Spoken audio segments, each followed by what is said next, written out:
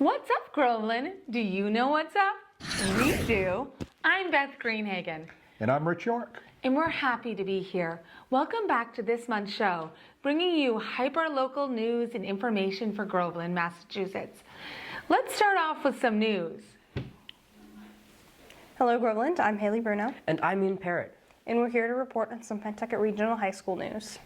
Recently, Dr. B and Principal Earhart, along with the Fine and Performing Arts Department Chair David Schumacher, announced that 2 Pentucket students were selected to perform at the 2025 MMEA Northeastern District Senior Music Festival. The Northeastern District includes school districts north and west of Boston, the Merrimack Valley, and Cape Ann. It's a unit of the National Association for Music Education, which supports music educators and advocates for equitable access to music education. The students had to compete against other students all across northeastern Mass to earn a spot in the choir. Haley Bruno and Ian Parrott. Hey, that's us. It sure is. We get to perform at the Senior Music Festival concert at Lexington High School. It's a pretty big deal. If you want to see our performance, it will be on Saturday, January 11th at noon. Lexington High School is at 251 Waltham Street. We'd love to see you there. We hope everyone has made the most of their winter break. See you back at school. Congratulations, Haley and Ian. What a huge accomplishment. All of us in Groveland are proud of you. January is Glaucoma Awareness Month, and the Groveland Council on Aging is helping to spread the word about the silent thief of sight. Glaucoma can cause up to 40% vision loss before you notice any symptoms, and that loss is irreversible. Those over 60, African Americans over 40, Hispanics, and individuals with family history are at the higher risk. Protect your eyesight by scheduling regular, comprehensive, dilated eye exams. The only way to detect glaucoma early. To support our community, the COA is offering a low vision technology session on Tuesday, January 21st, and at 11 a.m. presented by the New England Low Vision and Blindness. This workshop will introduce tools and resources to enhance your daily life and expand your possibilities. For more information, contact Groveland Council on Aging at 978-556-7217. The COA encourages people to RSVP in advance to ensure everyone can be accommodated. What a great program, Beth. I couldn't agree more, Rich. Did you get to see this Santa this Christmas? Santa made his annual ride through town on Sunday, December 8th. The fire department drove Santa on a bright red fire engine, and he was escorted by a police car. Santa happily greeted Groveland residents during this annual traditional ride. Every year, children throughout town eagerly wait to hear the sirens and wave to Santa as he drives by. Speaking of Christmas, do you have a tree that you're already ready to get rid of? Curbside collection of Christmas trees will begin this week of January 6th. According to Bill Green of the Highway Department, this collection is for real trees only. No wreaths or artificial trees will be accepted. Be sure to take the stands, lights, and ornaments off before placing your real tree at the curb. The Highway Department will chip all trees either at curbside or at the highway yard. We thank the Highway Department for providing this helpful seasonal service. And now a featured interview that I can't wait to share. Check this out. Hello and welcome to Groveland Community News. My name is Elaine Muse, and today we'll be learning about Amanda Beveridge of the company called Forged Muse Productions. Hello, Amanda, and thank you for allowing us to interview you today. I have a series of questions, but I also want you to feel free to add anything you would like our viewers to know. Hi, Elaine. Thank you so much for having me. I'm very excited to be here. Great. I understand you run a company here at VZ Park in Groveland called Forged Muse Productions. Please tell our audience about your company, what you do, who's involved, and anything else that you think would help us understand your company. Absolutely. So Forged Muse Productions is essentially my baby. It is every ounce of work that I do outside of my job at the school that I work at is poured into that company, and it's something that I've always wanted to do. I've been performing since I was about 4 years old. So owning a theater company was the dream, quite literally. And now I get to live that. So we started in the summer of 2023. So we are just about a year and a half years old now. And it's going well so far. It's been great. quite the journey. But we offer music lessons and art lessons, dance lessons, writing lessons. And we also run theater programs. And we really just strive to create an environment where the creative and performing arts can thrive and collaborate with each other. And we try to make that as accessible as possible. I grew up in an environment where, despite the absolute hard work of my parents, things like voice lessons or theater programs that cost an arm and a leg were never going to be possible payment-wise. So we really do strive to keep our prices as low as possible. We also provide a bunch of scholarship opportunities and work study opportunities to make sure that anybody that wants this outlet of creativity is able to have this outlet. And I think that's what makes it so special for me. What inspired you to start the company? So I was working at another studio, and there were some disagreements that were had, and I realized that it was time to leave. I had just recently become sober, and I was like, we're entering a new chapter of my life, and in that, like, we're not dealing with those issues by just burying them down. We're gonna either walk away or address, and in that situation, I did both. I walked away from the former studio and addressed what I wanted to do by creating the company in about a week's time.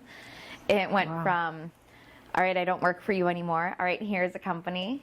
Communications with Vanessa of VZ Park were very chaotic, to say the least, with moving things over and starting up. But there it was. We were just in the middle of the summer, started a season with our first show. A piece that I'd written, it was called Hell Sings, and it was about a teenage vampire hunter. And it was very goofy and silly, very Buffy the Vampire Slayer-esque. Yeah, but it was loved. But the kids loved it. It was very silly. Evangeline Hell, the descendant of Van Helsing, was hired as security for a nocturnal nightclub for the Supernatural. And Very interesting. yes, it was very wild and kooky, but they loved it and I loved it, and it really solidified that, you know, I can do this. We can build off of this. How did you promote that to the participants? So a lot of the participants in the theater program had worked with me in the past. So I had run a theater program prior, and they knew what it was like to be in a show that I had written. That was about the 11th that I had written. Wow. So they were very familiar with the concept of, okay, here's this brand new musical that we're going to do, and we're going to educate you through it and really tailor it to you. So seeing my name attached to the new company's name was really fun for them. A lot of them actually didn't know the company name when they first signed up, because I hadn't announced it and hadn't legally become a company registered with the government yet. And then we used the cast to announce the name on Instagram. We recorded a video of them telling everybody the name of our company. That's awesome. So where did you get your training in the arts? So I started my education with church choir. That's really where it all began, was church choir at St. Patrick's Church in Lawrence, and Pat Romeo, who kind of took me under her wing. And I didn't have piano lessons, as I said, but I loved the piano. So she would take maybe 5-10 minutes after Mass on Sundays and show me things on the piano at church to help me learn. And then a lot of that from there was self-education. And I now play, I think it's about like 7 instruments. Wow. And when I got to high school, I was able to study more in depth with school, with music theory classes and drama club program under the very helpful and loving guidance of Jackie Foss, who is still to this day someone that I love and adore. And then in college at Endicott in Beverly, I was really able to dive in with directing education and theater education as well as music, and pursuing a degree also in creative writing with a focus on playwriting. Interesting. So I think you've mentioned two women who are kind of your mentors, would you say? Definitely. Did you, were there any other mentors in your life that kind of brought you to this point? Absolutely. The list goes on. I self-published a book of poetry, and there was an entire dedication that took an entire page. So it'll be shorter than that. But I would definitely say that some of the best role models I've had, the best mentors I've had growing, were Sister Ann Haggerty, who was my English teacher at St. Patrick's School, now Lawrence Catholic Academy, the school that I teach at. Right. And she was my English teacher in 7th and 8th grade, and she just did not accept anything less than your best. It wasn't about perfection, it was about your best that day. Wow. And she had a way of getting it out of you. And I will never forget how wonderful a teacher she was. And also Brittany Mulkegian, who was another English teacher that I had at that school. Wow. And then I have to give a little tip of the hat to my dad, because my love of music comes really from watching Lawrence Welk reruns with him. Really? We used to play Guess the Instrument, so I'd have to turn around and guess, and I always guess the oboe. Fun fact, it is very rarely the oboe. But I love it, so I always attribute that love and passion for music to him. But when it comes to the strength of building a company and educating, that's all my mom. Interesting. Love her so much, as I do my father, but she's also an educator, and she's a giver above all. She gives back to the community that we've been a part of my entire life, and she just knows what you need and how to get that for you, or how to help you find it. It's wonderful. And she's just the strongest person I know. Oh. The woman can do anything she sets her mind to, and seeing her be able to made me very aware that I could too. Oh, that's I come from good stock. That's beautiful. So getting back to your theater company, how many people are involved in your theater company?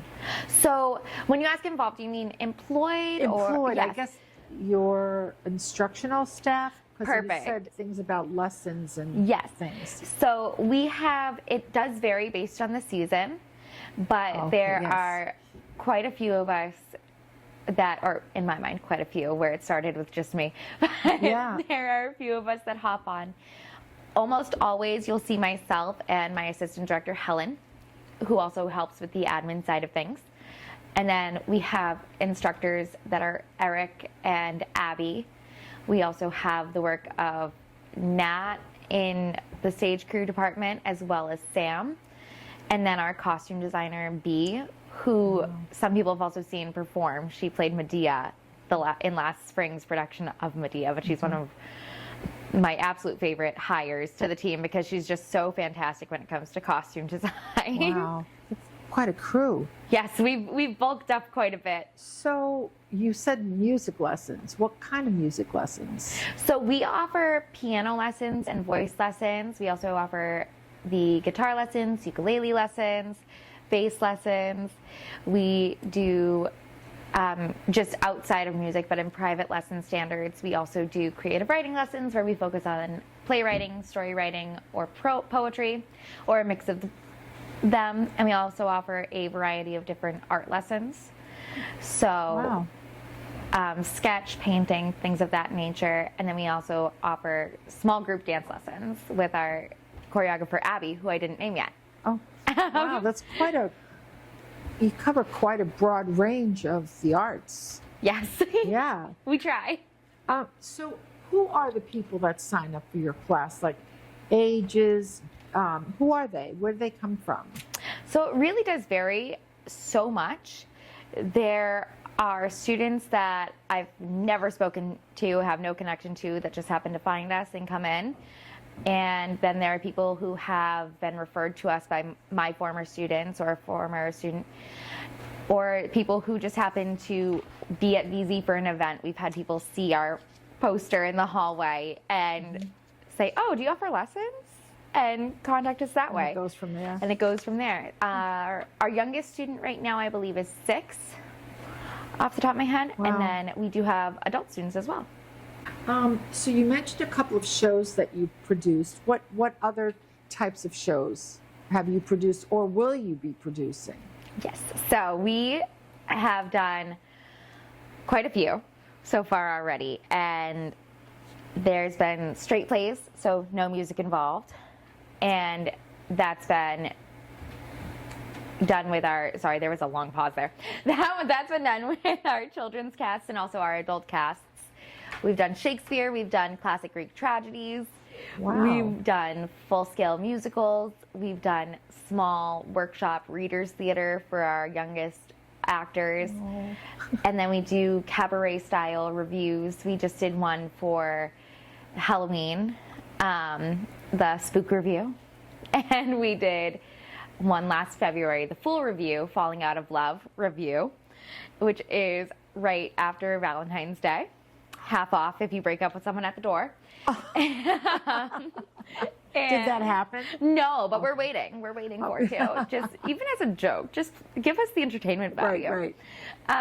And we'll be doing that again this coming February. And then we have 2 shows lined up on our docket right now where we'll be working with Hadestown Teen Edition for a 18 and under production of that musical, which I'm very excited about because I love a jazz influence and I love Greek mythology, so it's very exciting for me.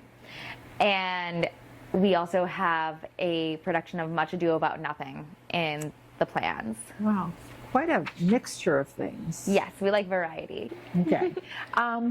What advice can you give to budding young artists? My favorite advice to give is be nervous.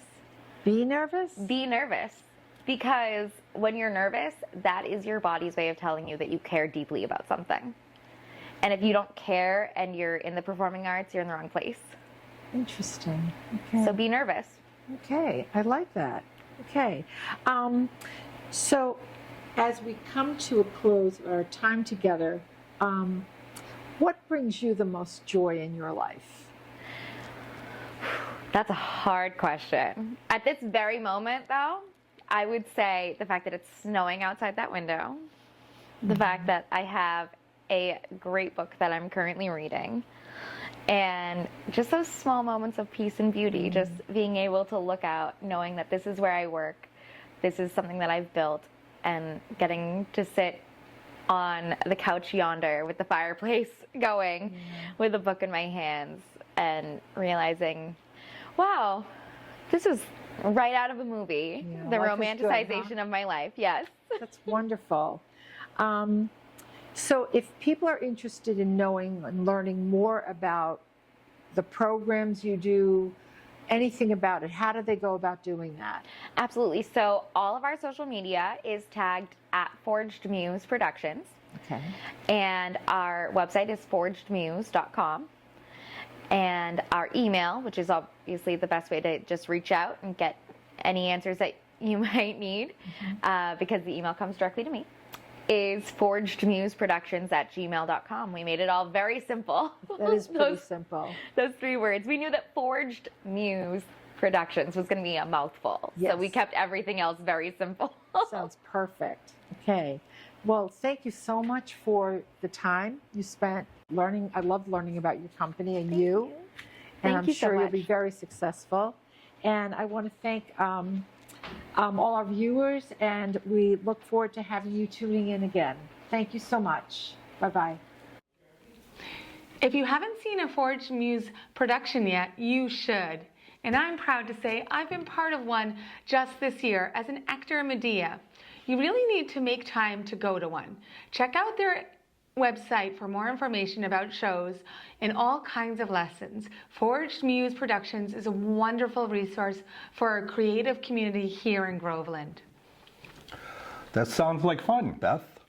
And now we have great news from the library. Patrons of the Langley Adams Library are enjoying new furniture. There are new modern square tables with dark blue laminated tops and new matching dark blue comfortable chairs, making work and study much more pleasant. Also, 6 comfortable lounge chairs replace the worn-out, saggy couches. This creates more seating for library patrons, and 2 conversation tables complete the upgrade. The Langley Adams Library Board of Trustees allocated trust funds monies to make this improvement possible. The young adult section of the library is slated to receive a furniture upgrade in 2025. The library staff and trustees welcome the public to come, view and use the brand new furniture. That is great news, Rich. For everyone noticing the progress at the soccer fields on Main Street, work is proceeding on the new parking lot for Shanahan Field. As we reported last month, the town chose a contractor and the project is being funded entirely by CPA funds already on hand. This month, some residents again asked why the project was being done and how it was going to be paid for. Town Administrator Rebecca Oldham assured residents that the project was approved by town meeting last May. The purpose is to provide a safe and necessary parking area for field users. The project is fully funded and will not cost taxpayers any additional money. She also stated that TEC, an engineering firm working for the town, is closely monitoring the project. I was wondering about that, Beth. Thanks for the update. The Select Board and the Trash and Recycling Committee want your input. The committee has recommended moving towards automated trash pickup to lower cost and improve waste management. Each household would receive lidded, wheeled trash and recycle carts. Your participation in this process is important. Residents are asked to take a brief survey on the Groveland Town website at grovelandma.com. Click on the Trash and Recycling link to access the survey and other waste recycle information. Please submit only 1 response per household. If a paper survey is needed, contact Rebecca Oldham, the Town Administrator, at Town Hall. The board and committee thank you for your participation. I already filled my survey out, Rich. Listen, you volunteer for the fire department and you're on a town committee, right, Rich?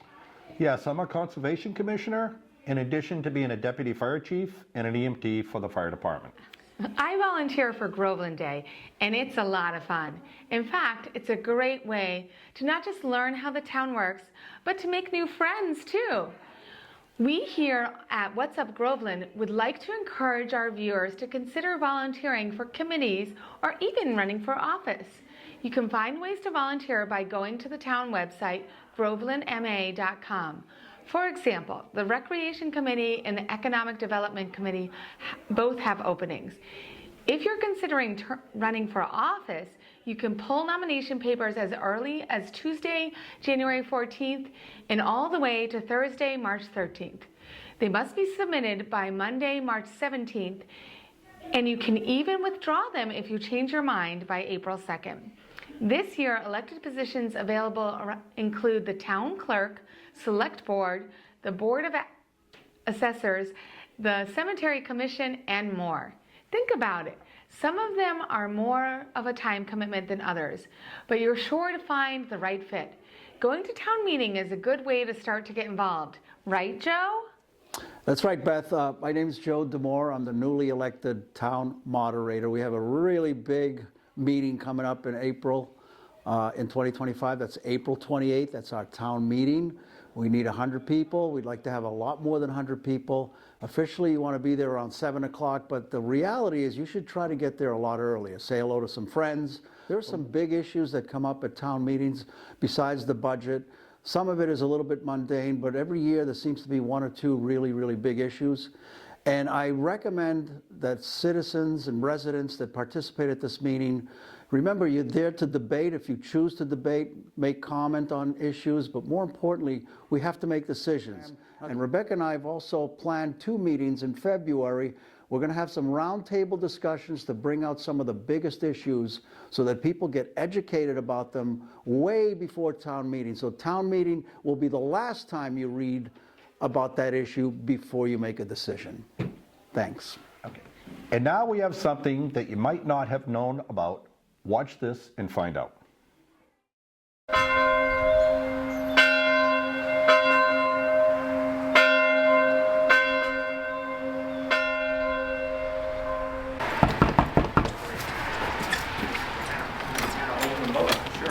Well, hello, how are you doing today? Come on in. Hello, my name is Pastor Donna Spencer Collins. I'm the pastor of Groveland Congregational Church, and it's a privilege to be able to be talking to you today about this wonderful place that has such a rich history with very deep roots in the Groveland community. The church was founded in 1726. But what was so fascinating for me is that what it takes for a church to actually be founded in the United States back in that day in Massachusetts. You had to have, if you wanted to start a town, you had to petition the governor. The governor would send back information. You had to hire a pastor, build a meeting house that would be used as a church and also for local meetings such as the Grange meetings and political meetings, politics and so forth. And then there was a building that needed to be made where the pastor would live. So this little area, Perry Park, Groveland Congregational Church, the commons across the way, and a little house on the hill were all part of the original location of the Groveland Congregational Church. The church that you're in right now was the bottom part of the church actually was built on the other side of Perry Park. It was moved to this location in 1759, I believe. And then it was completed, and what the most exciting part about this is the time that all this was happening. The Civil War had taken place. Mr. Perry, actually of Perry Park, went to war, the Revolutionary War. He went as a pastor for the people who left this area, Haverhill and Groveland, and he participated in the Revolutionary War back then. But in 1795, after this building had been moved here, a most exciting thing happened. A bell was commissioned to be put in the steeple of this new church that was relocated here. And that bell was crafted by Paul Revere and his sons.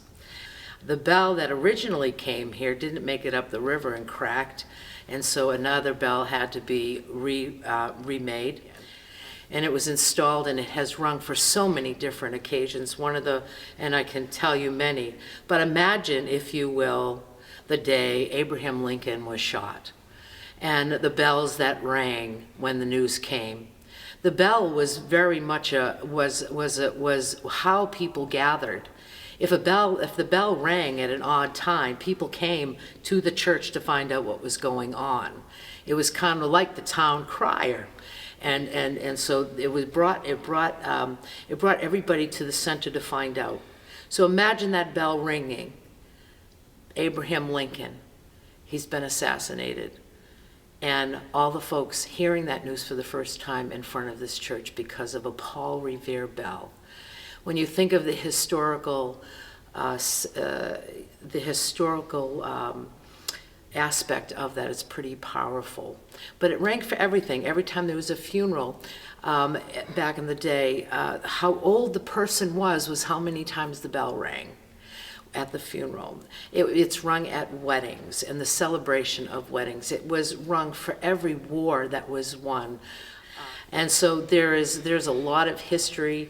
To bring us up to date, one of the things that this church has done consistently over the many decades and centuries is that it has always been here to serve the community. The church is, we like to think that our faith is 2,000 years old, but our thinking is not. We're a church that evolves and evolves with the times. And I think that is one of the special reasons why this church is still here 300 years later and other churches are not. There's so many things here, everything, if you look in this, the sanctuary behind me, Everything here, for the most part, was donated or had been fundraised, and it has always been a place where people have such an affinity and love for that it's not uncommon for us to receive legacy gifts. And Mr. Perry's son was the first person to give us a huge legacy gift. He actually paid to have the brick house next door, which became the church parsonage, when it was donated by the Perry family. That's why we have Perry Park. But one of the things that I really admire about this community church is how dedicated its members are. But one of the key things that I think are so profound about this place is our thrift store. It's been in existence since 1973. The monies that come in and out of that place are used specifically for missions, whether it's the food banks in the area, Amesbury and Haverhill, and the Council on Aging here in Groveland, Emmaus House, and Common Ground, and I could name so many others that we facilitate and help with gas cards and market basket cards, anything that we can help when people come and have a need. One of the other aspects of there, and there's a story that just has come to my attention, there is a woman named Memory, and she was raised in Zimbabwe. And she came here when she was 18 years old, and she always felt that if she were able to help, if she made enough money, she wanted to go back home and help out there. Well, in the last couple of years, that has happened for her, and she has gone back and forth to Zimbabwe. But her trips often begin here at our thrift store, and she's been given suitcases, and those suitcases filled with clothing and socks and everything that's needed. And she brings that to Zimbabwe along with medical supplies, and she's able to distribute those there. She brought the pictures to show me about a month and a half ago, and I'm looking through them, and I see suitcases all lined up, and there are people going through the clothing, and she says, "Those are your clothes from the thrift store." And to be honest, I was really taken aback, as I am right this minute. And so this idea of the thrift store, we work with DCF, we work with so many other organizations that we have. We did a Build-A-Bed program, which is an incredible thing. It's a lot of fun. I want to invite everyone to come and join us with anything that we do here. So please keep an eye out on our Facebook page to see what's going on here. But to get back to how I understand our work here, this is a place that is a religious place. The physical place is a religious place, but the people in this religious place are very spiritual. And I do believe there's a distinction between religion and spirituality. The essence of spirituality is love and compassion and kindness and gentleness and self-control and goodness. And those kind of things exist here. That's spirituality. It's the kindness and goodness of people bringing their stuff to the thrift store, and that stuff being turned around and sent out into the community, and the monetary things that happen there. So if you can imagine, I kind of look at the thrift store as a stream, and that has an inlet and an outlet. And we're so grateful for everyone who participates, whether you bring stuff here or whether you are purchasing things. Know that everything that you give, no matter how you give, you are helping somebody else, and that is our mission here. So Bob's going to take us on a little tour of the building and let you see how beautiful this place is. Thank you. Thanks, Donna. So by way of introduction, my name is Bob Lay, and I am the moderator here. I've lived in this town my entire life. I love this place. I'm here a lot, and I feel like one of the, like many do, we're caretakers of something that's just so beautiful. I don't know how else to express it. But I can take you halfway up the steeple because everybody wants to come and see the bell, and it's an attraction, but we can't put you up to see the bell because we have microwave towers in the steeple. So, but we can take you up to see the clock. We can get some good views. You can see some of the architecture some of the craftsmanship around this place even. Anyhow, I can take you up there, I can answer any questions about the building and the physical plant and all of that. I'm happy to do it, and we're glad you're here.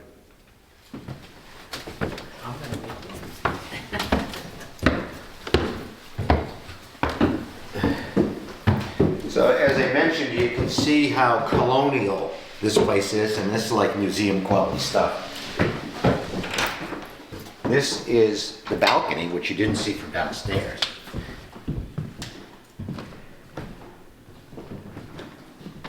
We still feel this? I will take you up. You just need to be careful. Stephanie, are you coming up? Yep. Okay.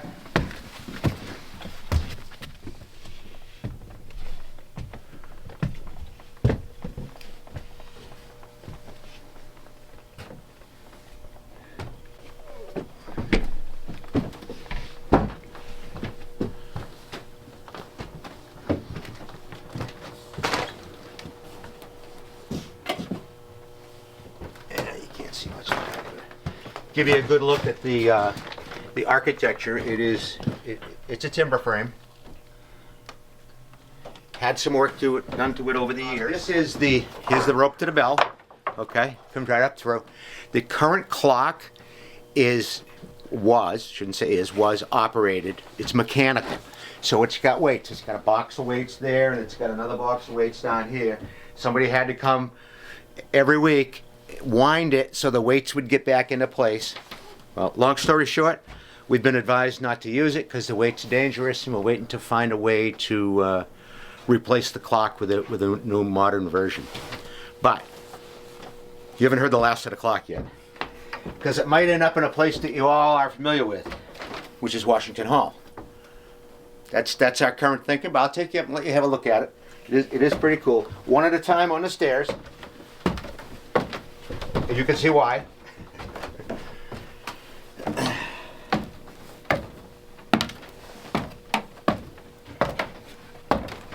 Safer than a Wow. But that's the clock. So I know you're going to hear about this very soon.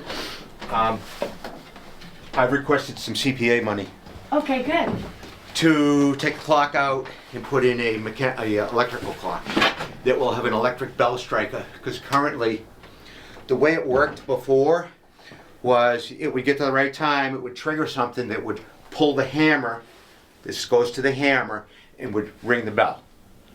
We don't have that now because we had the clock renovated, but the weight system isn't right, so we've decided not to use it. It's been quiet probably now for 3 years. Wow. We got to get it out of here, so hopefully somewhere in the next few months we find a group of guys that want to come up and help carry this out, because that's the way it got here. This one is not. See, I can shake the whole tower. No, you don't need to. I don't know. Just as a kid, you can look out one of these. You can look out the clock face. All right. Do it, Matt. Do it, man. Look at this. People think of this stuff. Do not remove to open. Hold door. Yeah, I know that. Where is it? There it is.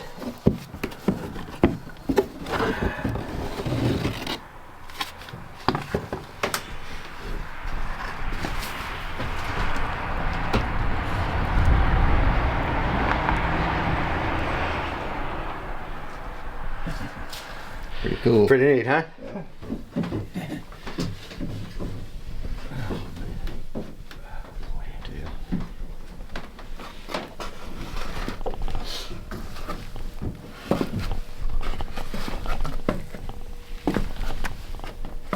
Okay.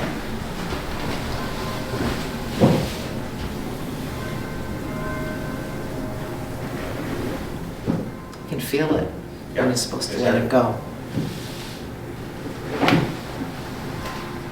So you gotta kind of put something into it. That's very cool. So we let it ring like 8 times for each. That's about the end of it, but we are very aware of its antiquity too, and so we're very judicious. So and how it's such an incredible thing to touch history like that, you know, and that it still functions today. I think that's the most exciting thing that I like. Very neat. Thank you. Yeah. Groveland really has a lot of history, doesn't it? Did you know the bell was cast in 1795? It's going to be 230 years old this year. I can't wait to find out even more about Groveland, Beth, on What's Up Groveland. And that's all we have for this month. We're glad you joined us and hope you will next month too. As always, don't forget to send us your tips at whatsupgroveland@gmail.com. We'll see you next month.